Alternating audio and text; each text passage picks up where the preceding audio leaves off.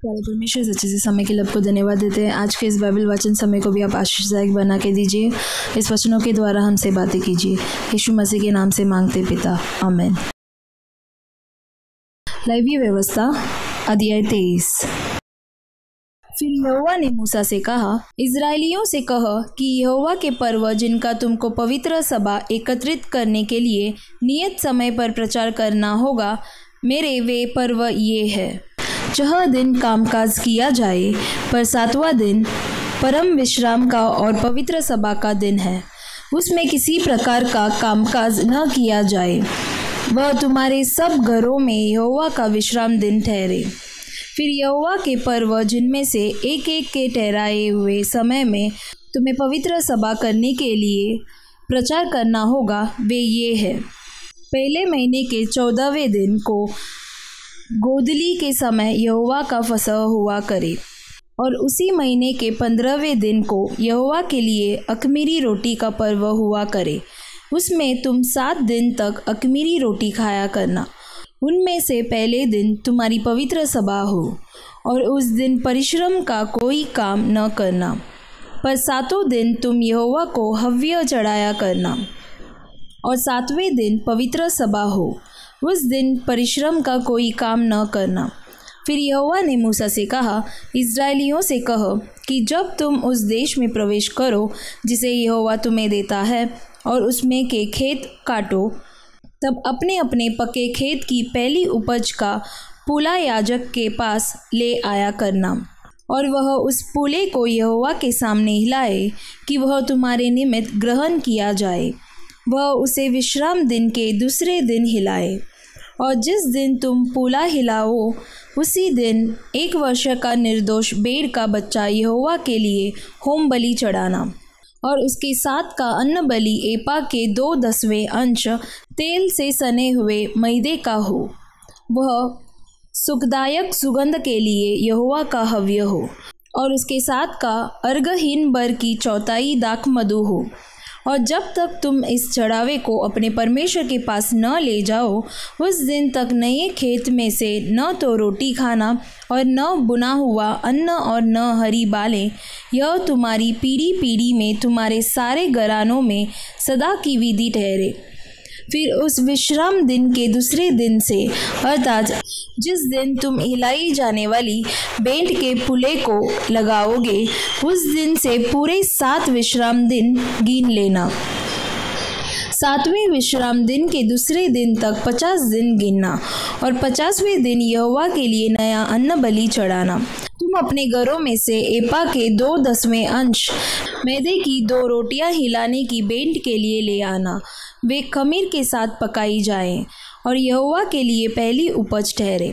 और उस रोटी के संग 1 वर्ष के 7 निर्दोष भेड़ के बच्चे, और 1 बछड़ा, और 2 मेढ़े चढ़ाना।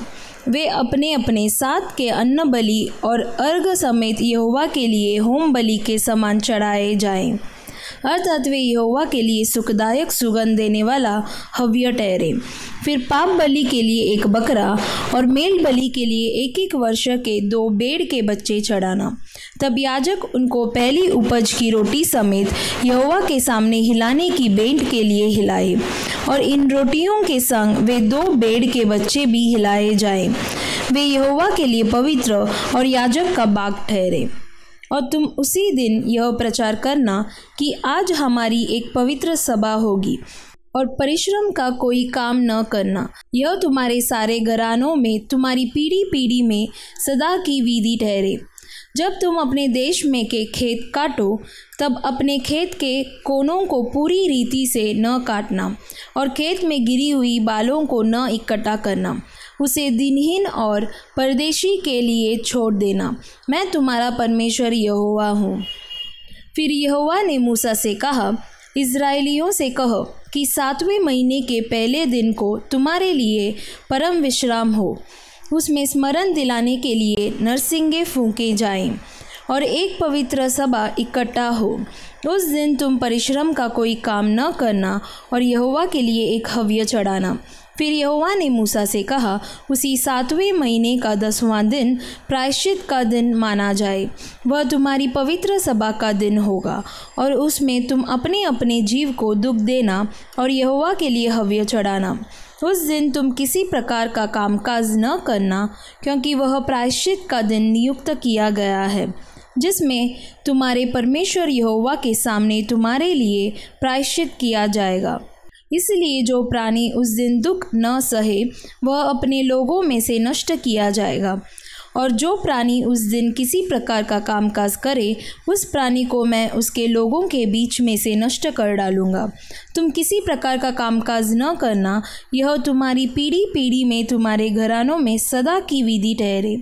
वह दिन तुम्हारे लिए परम विश्राम का हो, उसमें तुम अपने अपने जीव को दुख देना और उस महीने के 9वें दिन की सांझ से लेकर दूसरी सांझ तक अपना विश्राम दिन माना करना। फिर यहोवा ने मूसा से कहा, इस्राएलियों से कह कि उसी 7वें महीने के 15वें दिन से 7 दिन तक यहोवा के लिए झोपड़ियों का पर्व रहा करे। पहले दिन पवित्र सभा हो, उसमें परिश्रम का कोई काम न करना। 7 दिन यहोवा के लिए हव्य चढ़ाया करना। फिर 8वें दिन तुम्हारी पवित्र सभा हो और यहोवा के लिए हव्य चढ़ाना। वह महासभा का दिन है और उसमें परिश्रम का कोई काम न करना। यहोवा के नियत पर्व ये ही है, इनमें तुम यहोवा को हव्य चढ़ाना, अर्थात होम बलि, अन्न बलि, मेल बलि और अर्घ प्रत्येक अपने अपने नियत समय पर चढ़ाया जाए, और पवित्र सभा का प्रचार करना। इन सबों से अधिक यहोवा के विश्राम दिनों को मानना और अपनी बेंटों और सब मन्नतों और स्वेच्छा बलियों को जो यहोवा को अर्पण करोगे चढ़ाया करना। फिर 7वें महीने के 15वें दिन को, जब तुम देश की उपज को इकट्ठा कर चुको, तब 7 दिन तक यहोवा का पर्व मानना। पहले दिन परम विश्राम हो और 8वें दिन परम विश्राम हो, और नालों में के मजनू लेकर अपने परमेश्वर यहोवा के सामने 7 दिन तक आनंद करना। प्रतिवर्ष 7 दिन तक यहोवा के लिए यह पर्व माना करना। यह तुम्हारी पीढ़ी पीढ़ी में सदा की विधि ठहरे कि 7वें महीने में यह पर्व माना जाए।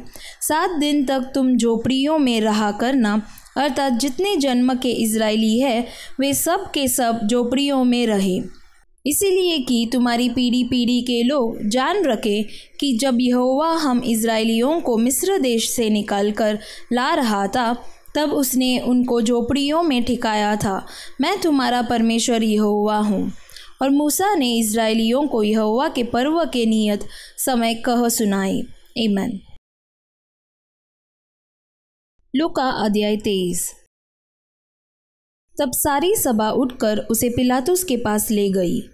वे यह कहकर उस पर दोष लगाने लगे, हमने इसे लोगों को बहकाते और कैसर को कर देने से मना करते और अपने आप को मसीह राजा कहते हुए सुना है।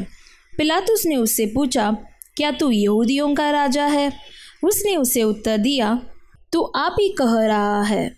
तब पिलातुस ने प्रधान याजकों और लोगों से कहा, मैं इस मनुष्य में कोई दोष नहीं पाता। पर वे और भी दृढ़ता से कहने लगे, यह गलील से लेकर यहाँ तक सारे यहूदिया में उपदेश दे देकर लोगों को भड़काता है।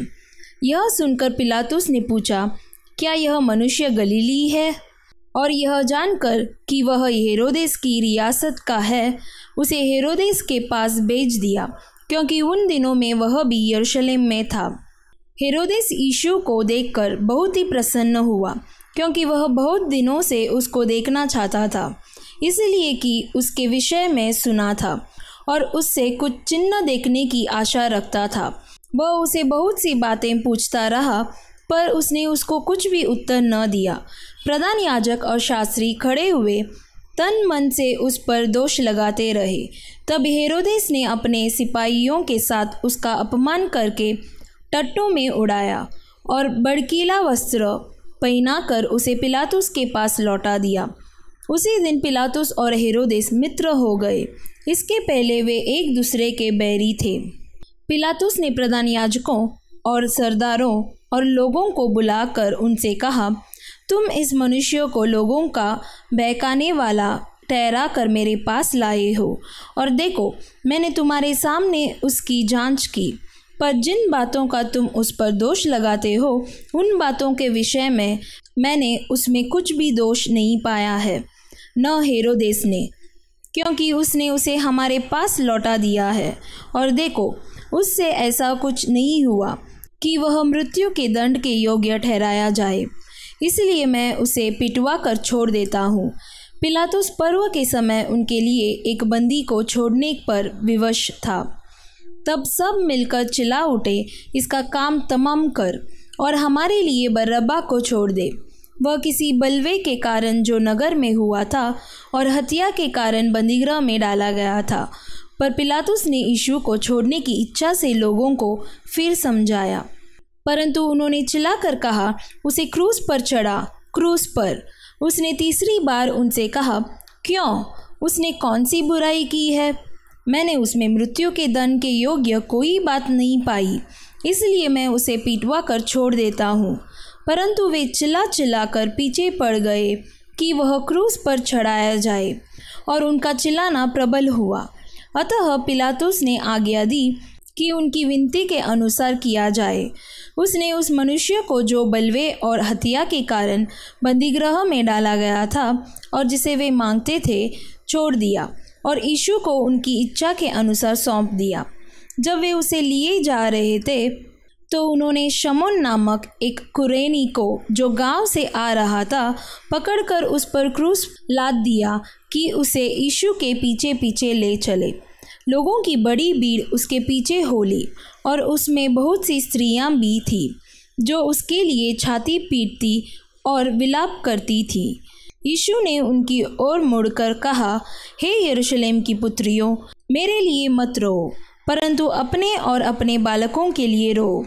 क्योंकि देखो वे दिन आते हैं जिनमें लोग कहेंगे, धन्य है वे जो बांझ है और वे गर्भ जो न जने और वे स्तन जिन्होंने दूध न पिलाया।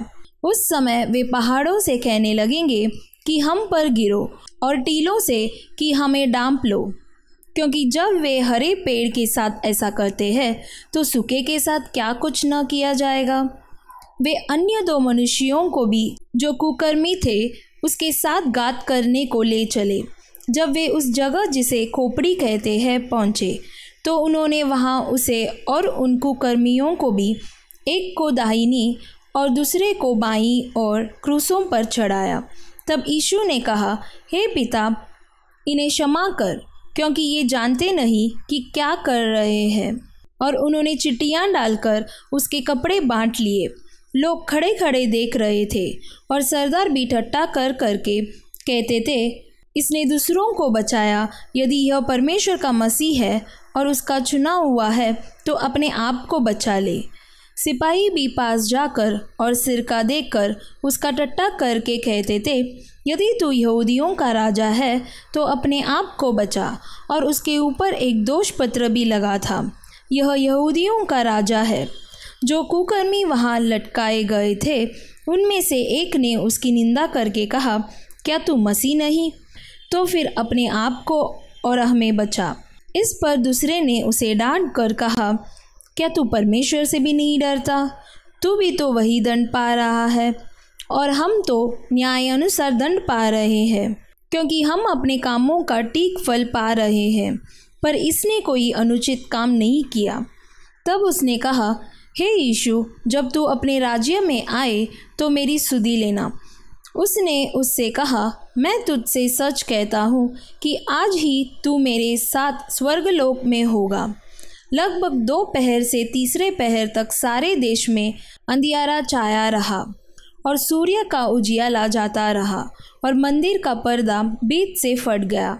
और यीशु ने बड़े शब्द से पुकार कर कहा, हे पिता, मैं अपनी आत्मा तेरे हाथों में सौंपता हूँ। और यह कहकर प्राण छोड़ दिए। सूबेदार ने जो कुछ हुआ था देखकर परमेश्वर की बड़ाई की और कहा, निश्चय यह मनुष्य धर्मी था। और भीड़ जो यह देखने को इकट्ठी हुई थी, इस घटना को देखकर छाती पीटती हुई लौट गई। पर उसके सब जान पहचान और जो स्त्रियां गलील से उसके साथ आई थीं, दूर खड़ी हुई यह सब देख रही थी। वहाँ यूसुफ नाम का महासभा का एक सदस्य था जो सज्जन और धर्मी पुरुष था और उनकी योजना और उनके इस काम से प्रसन्न न था। वह यहूदियों के नगर अरिमतिया का रहने वाला और परमेश्वर के राज्य की बाट जोड़ने वाला था। उसने पिलातुस के पास जाकर यीशु का शव मांगा और उसे उतारकर मलमल की चादर में लपेटा और एक कब्र में रखा जो चट्टान में खुदी हुई थी और उसमें कोई कभी न रखा गया था। वह तैयारी का दिन था और सब्त का दिन आरंभ होने पर था। उन स्त्रियों ने जो उसके साथ गलील से आई थी पीछे पीछे जाकर उस कब्र को देखा और यह भी कि उसका शव किस रीति से रखा गया है। तब उन्होंने लौटकर सुगंधित वस्तुएं और इत्र तैयार किया और सब्त के दिन उन्होंने आज्ञा के अनुसार विश्राम किया। आमीन। प्रकाशित वाक्य अध्याय 18। इसके बाद मैंने एक स्वर्गदूत को स्वर्ग से उतरते देखा जिसे बड़ा अधिकार प्राप्त था और पृथ्वी उसके तेज से चमक उठी। उसने ऊंचे शब्द से पुकार कर कहा, गिर गया, बड़ा बेबीलोन गिर गया है, वह दुष्ट आत्माओं का निवास और हर एक अशुद्ध आत्मा का अड्डा और हर एक अशुद्ध और घृणित पक्षी का अड्डा हो गया, क्योंकि उसके व्यभिचार की भयानक मदिरा के कारण सब जातियां गिर गई है और पृथ्वी के राजाओं ने उसके साथ व्यभिचार किया है और पृथ्वी के व्यापारी उसके सुख विलास की बहुतायत के कारण धनवान हुए हैं। फिर मैंने स्वर्ग से एक और शब्द सुना, हे मेरे लोगों, उसमें से निकल आओ कि तुम उसके पापों में भागी न हो और उसकी विपत्तियों में से कोई तुम पर आ न पड़े, क्योंकि उसके पापों का ढेर स्वर्ग तक पहुंच गया है और उसके अधर्म परमेश्वर को स्मरण आए हैं। जैसा उसने तुम्हें दिया है वैसा ही उसको दो और उसके कामों के अनुसार उसे 2 गुना बदला दो। जिस कटोरे में उसने भर दिया था उसी में उसके लिए 2 गुना भर दो। जितनी उसने अपनी बड़ाई की और सुख विलास किया उतनी उसको पीड़ा और शोक दो, क्योंकि वह अपने मन में कहती है, मैं रानी हो बैठी हूँ, विधवा नहीं और शोक में कभी न पड़ूंगी। इस कारण एक ही दिन में उस पर विपत्तियाँ आ पड़ेंगी, अर्थात मृत्यु और शोक और अकाल, और वह आग में भस्म कर दी जाएगी, क्योंकि उसका न्यायी प्रभु परमेश्वर शक्तिमान है। पृथ्वी के राजा जिन्होंने उसके साथ व्यभिचार और सुख विलास किया, जब उसके जलने का धुआं देखेंगे तो उसके लिए रोएंगे और छाती पीटेंगे। उसकी पीड़ा के डर के मारे वे बड़ी दूर खड़े होकर कहेंगे, हे बड़े नगर बेबीलोन, हे दृढ़ नगर, हाय हाय, घड़ी भर में ही तुझे दंड मिल गया है। पृथ्वी के व्यापारी उसके लिए रोएंगे और कल्पेंगे, क्योंकि अब कोई उनका माल मोल न लेगा, अर्थात सोना, चांदी, रत्न, मोती और मलमल और बैंजनी, रेशमी और लाल रंग के कपड़े और हर प्रकार का सुगंधित काठ और हाथी दांत की हर प्रकार की वस्तुएं और बहुमूल्य काठ और पीतल और लोहे और संगमरमर की सब भांति की वस्तुएं और दालचीनी, मसाले, धूप, इत्र, लोबान, मदिरा, तेल, मैदा, गेहूँ, गाय बैल, भेड़ बकरियाँ, घोड़े, रथ और दास और मनुष्यों के प्राण। अब तेरे मन भावने फल तेरे पास से जाते रहे और स्वादिष्ट और भड़कीली वस्तुएं तुझसे दूर हुई है और वे फिर कदापि न मिलेंगी। इन वस्तुओं के व्यापारी जो उसके द्वारा धनवान हो गए थे, उसकी पीड़ा के डर के मारे दूर खड़े होंगे और रोते और कलपते हुए कहेंगे, हाय हाय, यह बड़ा नगर जो मलमल और बैंजनी और लाल रंग के कपड़े पहने था और सोने और रत्नों और मोतियों से सजा था, घड़ी भर में ही उसका ऐसा भारी धन नष्ट हो गया। हर एक माझी और यात्री और मल्ला और जितने समुद्र से कमाते हैं सब दूर खड़े हुए और उसके जलने का धुआं देखते हुए पुकार कर कहेंगे, कौन सा नगर इस बड़े नगर के समान है?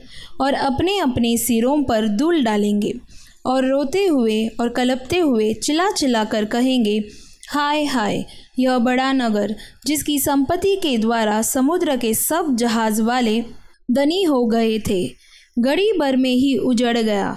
हे स्वर्ग और हे पवित्र लोगों और प्रेरितों और भविष्यद्वक्ताओं, उस पर आनंद करो, क्योंकि परमेश्वर ने न्याय करके उससे तुम्हारा बदला लिया है। फिर एक बलवंत स्वर्गदूत ने बड़ी चक्की के पाट के समान एक पत्थर उठाया और यह कहकर समुद्र में फेंक दिया, बड़ा नगर बेबीलोन ऐसे ही बड़े बल से गिराया जाएगा और फिर कभी उसका पता न चलेगा। वीणा बजाने वालों और गायकों और बंसी बजाने वालों और तुरही फूंकने वालों का शब्द फिर कभी तुझ में सुनाई न देगा, और किसी उद्यम का कोई कारीगर भी फिर कभी तुझ में न मिलेगा, और चक्की के चलने का शब्द फिर कभी तुझ में सुनाई न देगा, और दिया का उजाला फिर कभी तुझ में न चमकेगा, और दूल्हे और दुल्हन का शब्द फिर कभी तुझ में सुनाई न देगा, क्योंकि तेरे व्यापारी पृथ्वी के प्रधान थे और तेरे ठोने से सब जातियां बरमाई गई थी। भविष्यद्वक्ताओं और पवित्र लोगों और पृथ्वी पर सब घात किए हुओं का लहू उसी में पाया गया। आमीन।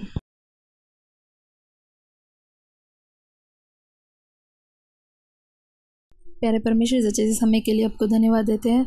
आज के इस बाइबल वचन समय को भी अपने आशीषदायक बना के दिया, इसलिए धन्यवाद करते हैं परमेश्वर।